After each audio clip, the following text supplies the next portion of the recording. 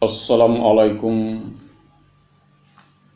warahmatullahi wabarakatuh. Ikhtisar Filsafat Ibnu Rushd. Hamdan wa syukran lillah, dipersembahkan kepada Allah. Salawat dan taslim diperuntukkan kepada Rasulullah Muhammad sallallahu alaihi wasallam. Semoga rahmat dan hidayahnya tercurah di dalam Ikhtisar Filsafat Ibnu Rushd. Yang pertama, biografi keilmuan Ibnu Rushd. Ibnu Rushd ia lahir di Cordoba pada tahun 520 Hijriah, bertepatan dengan tahun 1126 Miladiah. Sesungguhnya bernama Abu Walid Muhammad bin Ahmad bin Rushd. Ayahnya adalah seorang hakim, demikian pula neneknya yang sangat terkenal sebagai ahli fikih. Di dunia barat, Ibnu Rushd dikenal dengan nama Averroes dan dijuluki sebagai komentator Aristoteles. Pendidikan awal Ibnu Rushd diperoleh melalui ayahnya.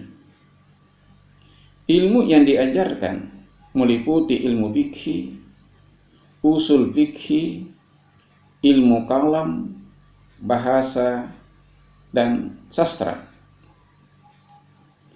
Kemudian ayahnya mendatangkan beberapa guru, yaitu Abi Al-Qasim bin Bashakawal, Abi Marwan bin Masyarrah, Abi Bakri bin Sahamhu, Abi Ja'far bin Abdul Aziz, dan Abi Abdullah Al-Musarrij. Mereka semua mengajarkan ilmu fikih kepada Ibnu Rushd. Menurut Fuad Al-Ahwani, Ibnu Rushd sejak mulai mampu berpikir tidak pernah alpa membaca dan menulis kecuali 2 malam,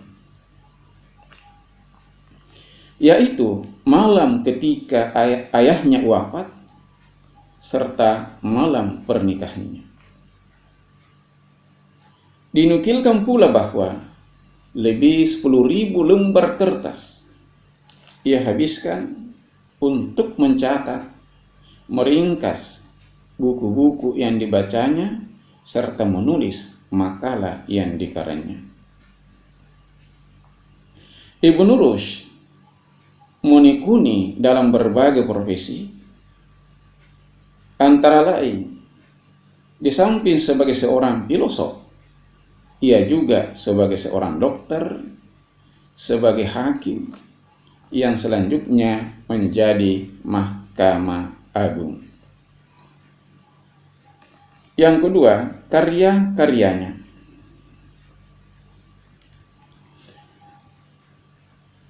Karya-karya terpenting Ibnu Rushd antara lain: pertama, Bidayatul Mujtahid.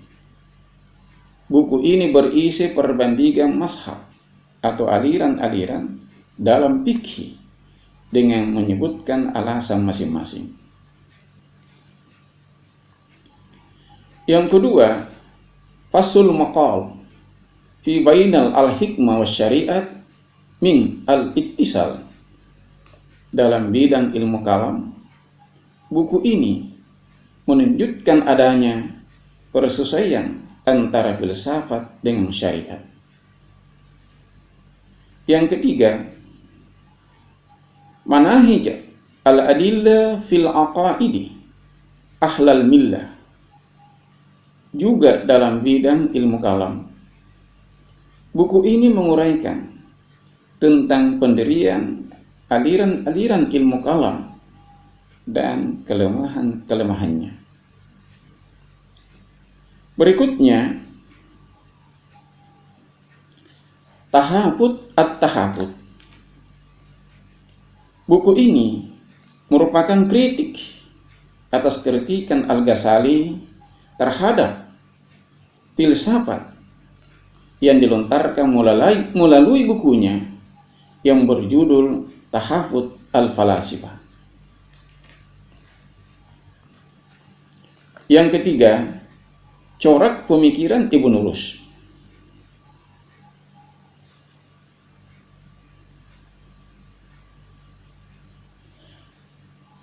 Menurut Ibnu Rushd, seluruh persoalan agama harus dipecahkan dengan akal. Logika harus dipakai sebagai dasar segala penilaian tentang kebenaran. Dalam mempelajari agama, orang harus belajar memikirkannya dengan logika. Tujuan syariat Islam yang benar ialah pengetahuan yang benar. Al-ilmul haq wa amalul haq. Tampaknya pemikiran Ibnu Rushd bercorak sinkretisme yang mengadaptasikan antar agama dan filsafat secara rasional. Yang keempat, kritik Ibnu Rushd atas kritik Al-Ghazali terhadap filosof. Yang pertama, kadimnya alam. Menurut Ibnu Rushd, alam adalah asali dalam arti tidak bermula. Akan tetapi, asalinya Tuhan berbeda dengan asalinya alam, karena Tuhan adalah sebab bagi wujudnya alam.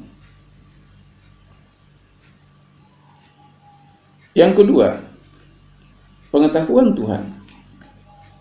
Ibnu Rushd membela pendapat Aristo yang memandang bahwa Tuhan merupakan akal murni yang tinggi. Oleh karena itu, pengetahuan dari akal yang tinggi harus merupakan pengetahuan tertinggi, agar persesuaian antara yang mengetahui dan yang diketahui. Sesuatu yang diketahui Tuhan menjadi sebab adanya pengetahuan Tuhan. Jadi kalau Tuhan mengetahui hal-hal yang kecil itu, berarti pengetahuan Tuhan kurang sempurna. Yang ketiga, kebangkitan jasmani. Menurut Ibnu Rushd, orang-orang yang mempercayai kebangkitan rohani semata tidak dapat dihukum kafir karena menyalahi ijma.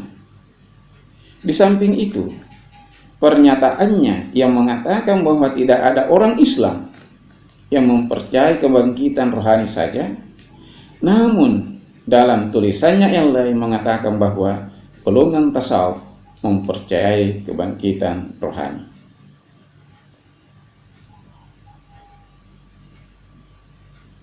Berikutnya, agama dan filsafat. Menurut Ibnu Rushd, agama dan filsafat bagaikan saudara kembar yang saling membutuhkan. Agama berdasar wahyu, sedangkan filsafat berpijak dari akal. Wahyu dan akal, keduanya bersumber dari Allah. Olehnya itu, agama membutuhkan akal untuk memahami kebenaran yang terkandung di dalamnya. Sedangkan akal membutuhkan agama sebagai kendali dari kesesatan berpikir, sehingga agama dan filsafat tidak perlu dipertentangkan. Selanjutnya, menurut Ibnu Rushd, berfilsafat merupakan suatu keharusan. Sebab, pertama, filsafat mengkaji alam maujud untuk menemukan hikmah di dalamnya sebagai sarana pembuktian adanya Tuhan.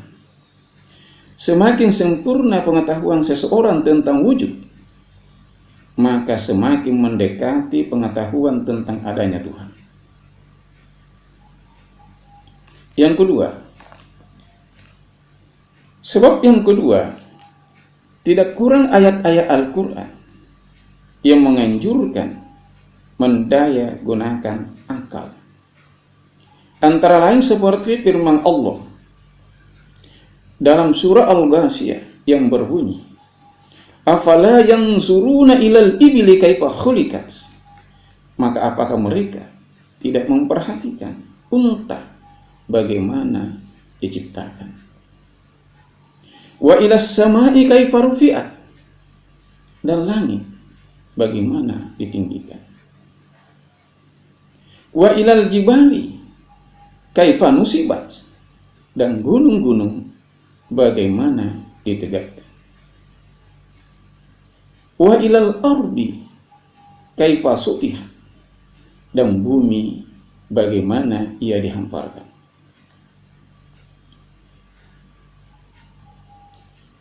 Selanjutnya, firman Allah dalam surah Az-Zariyat yang berbunyi, wa fil ardi ayatul lil muqinin, dan di bumi itu terdapat tanda-tanda kekuasaan Allah bagi orang-orang yang yakin. Wa fi anfusikum afala tubsirun, dan juga pada dirimu sendiri, maka apakah kamu tidak memperhatikan?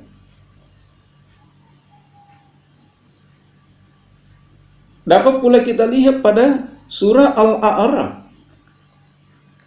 ayat 179 yang menggambarkan atau yang merupakan petunjuk betapa pentingnya pendaya gunaan akal. Sebagaimana firman Allah yang berbunyi, walaqad sara'na li jahannama katsiran minal jinni wal insi lahum qulubun la yafqahuna biha, dan sesungguhnya kami jadikan untuk isi neraka jahanam kebanyakan lahum dari minal jinni wal insi, kebanyakan dari jin dan manusia. Lahum qulubun la yafqahuna biha, mereka mempunyai hati tetapi tidak dipergunakannya untuk memahami ayat-ayat Allah. Walahum a'yunum la yubsiruna biha, dan mereka mempunyai mata tetapi tidak dipergunakan untuk melihat tanda-tanda kekuasaan Allah. Walahum azanun la yasma'una biha, dan mereka mempunyai telinga tapi tidak dipergunakan untuk mendengarkan ayat-ayat Allah. Ulaika kal an'ami, mereka itu bagaikan binatang ternak. Bal hum adallu, bahkan lebih sesat dari binatang ternak. Ulaika humul gafilun, mereka itu orang-orang yang lalai. Semuanya itu menggambarkan bahwa cukup banyak ayat-ayat Al-Quran yang menganjurkan untuk mendaya gunakan akal, dan pendaya gunaan akal secara maksimal itulah filsafat. Sehingga Ibnu Rus menyatakan bahwa berfilsafat merupakan sebuah keharusan. Inilah sekelumit ikhtisar pemikiran Ibnu Rus untuk dikaji lebih mendalam. Semoga bermanfaat. Lebih dan kurangnya mohon disempurnakan. Hadanallahu wa iyyakum. Wassalamualaikum warahmatullahi wabarakatuh.